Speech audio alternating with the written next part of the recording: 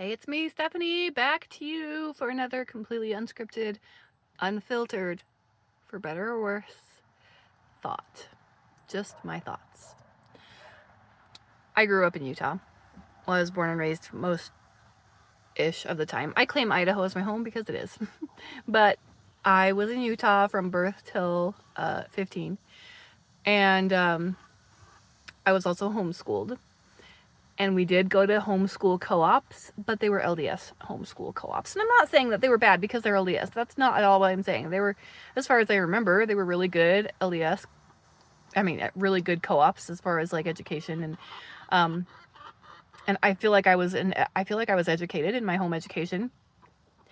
And I have no qualms academically. Hear my chicken? Oh, I don't know where she went, but no academic qualms about my education, about my home education.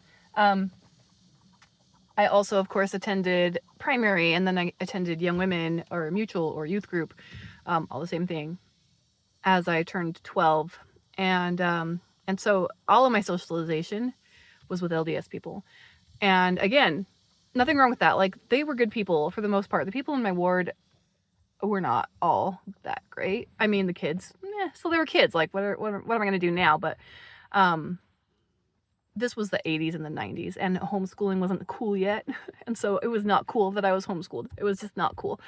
And I definitely stuck out like a sore thumb, and I was not necessarily treated kindly. But that's a story for another day. My point is, I was raised in almost exclusively LDS social environments. I had one cousin that was not LDS, and I loved to play with her, and she was super fun. And my aunt, that was her mother, was maybe my favorite aunt. And they all seemed really happy, and they even drank coffee. Ooh. And their house smelled like coffee, so it smelled like sin, you know. But they were wonderful, wonderful people. But it didn't really occur to me that I don't know, there wasn't a thing. There wasn't anything that said, hey, you can be happy even if you're not a Mormon. At this point, this is just how I grew up. So, but every other person in all of my social circles were LDS. And so I had this reinforcement, constant reinforcement of what I'd been taught everywhere I went. And then moved to Idaho in 1996. So I was 15. Everything was pretty much the same because I was still homeschooled. And all of my social groups were full of LDS people. And we didn't even do a homeschool co-op at that point. And started getting more heavily involved in youth group and, girls camp and things like that. But once again, everything around, it was LDS. So it's like when you grow up in a system and then it's all you see everywhere you go, then what else is there? There isn't anything else to really consider. There's nothing else to suggest to you that this might be the wrong way to live, because it's the only way to live. Like, it is the only thing that you see. And so everything was just constantly reinforced that the church is true, the prophet is a real prophet called of God, and everything that he says is from God's mouth, essentially, and everything that they teach is the right thing. 100%. And everybody around me believed that. Everybody around me. And so what other choice did I have? So I'm just like, I'm thinking about this. I'm thinking about this with you right now.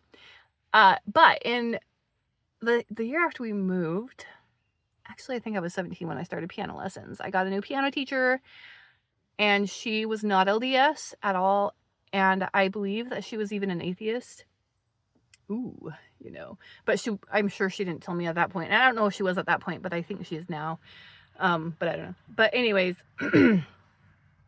she seemed super happy. She just has this naturally cheerful disposition. She's very kind, very compassionate, very non-judgmental, and just like super, super Christ-like, even though she wasn't a Mormon. And so she was really, other than my cousin and my aunt, the first person, outside of my family that was an example of somebody that could and did seem to find happiness and wasn't a member of the Church of Jesus Christ of Latter-day Saints. And it just hung out there. This information hung out in the back of my mind. It wasn't like a big alarm, like, wait, what? Like, it didn't blow my mind. It didn't try to correct any of my presuppositions. It was just there. And in fact, I actually just assumed that she might seem happy, but she isn't really, because she doesn't have the fullness of the gospel. And so obviously she can't be really that happy. She's either just pretending or she just doesn't know, the happiness that is available. And so I did try to convert her. I gave her a Book of Mormon, but that was really the extent of my attempts. And she was wonderful.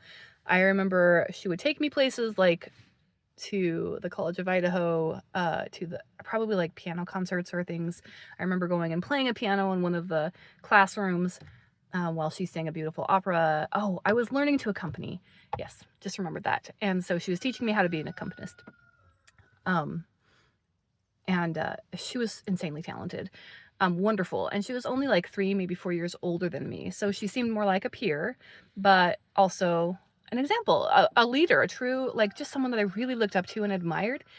And there was this example of her being very, very smart and kind, compassionate, non-judgmental, just like super Christ-like, super, super Christ-like, and happy, even though she wasn't a member of the Church of Jesus Christ of Latter-day Saints. So again, it just like stuck here in the back of my head, just as an example. And then as I got older and I started encountering more people that were not active members of the church or were not members of the church at all, and I just started to see like the patterns of happiness and joy were really similar to those within the church. Like there are some marriages that are miserable in and out of the church. There are some individuals who are just happy in and out of the church, and some who are miserable in and out of the church. Some marriages that are just like super amazing, even outside of the church. And that started to blow my mind a little bit. Like, how can you... I've always been taught that you can't really have true happiness unless you are in the church. And so these examples just started to be like, maybe I'm wrong. maybe I'm wrong. Either they're missing something or I'm missing something. And then I had my own experience with a very miserable marriage, and we were sealed in the temple, and we did all the right things. At least I did. And it was rough.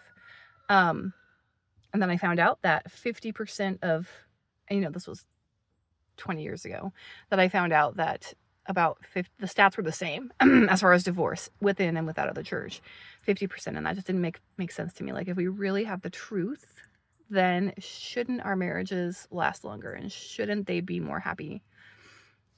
But so I, again, started to see more and more examples of happy and functioning people. And I'd had this idea, and this probably wasn't explicitly taught, but I did have this idea that like people outside of the church, they're just a mess. They're just like probably all drug addicts, and they can't hold down jobs, and they're just bums. And I really did have that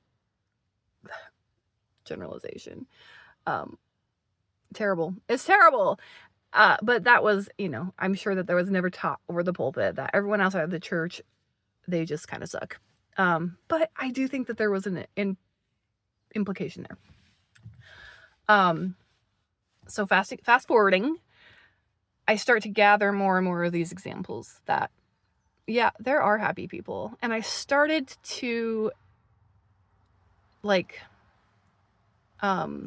quiet, I guess, so I would notice the happiness. I would notice the joy of these people that were not members of the church. And then immediately I would have this thought come, well, they're not really happy. They're just pretending. They're not truly happy because they don't have the church, and the church is what makes us happy.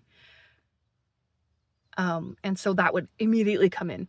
That's the part that I started to quiet, because what do I know? How could I possibly know whether or not someone is truly happy if I'm not them, if I'm not inside their minds and hearts? I can't know that. So I started to just believe them. I started to just assume that what they were putting forward and what they were speaking was truly their experience, because certainly they'll know their experience more than I could as an outsider. And then these examples that started, accumulating in the back of my head, they just started moving forward a little bit more to the front of my head. And finally, I truly accepted and this was well before I left the church too, I truly accepted that you can have true happiness and joy as a human being within the Church of Jesus Christ of Latter-day Saints and without it. And they are not mutually exclusive. Joy, happiness, success, being a good person, like none of that is exclusive to the LDS Church. And anyway, that's just my thought. That's it.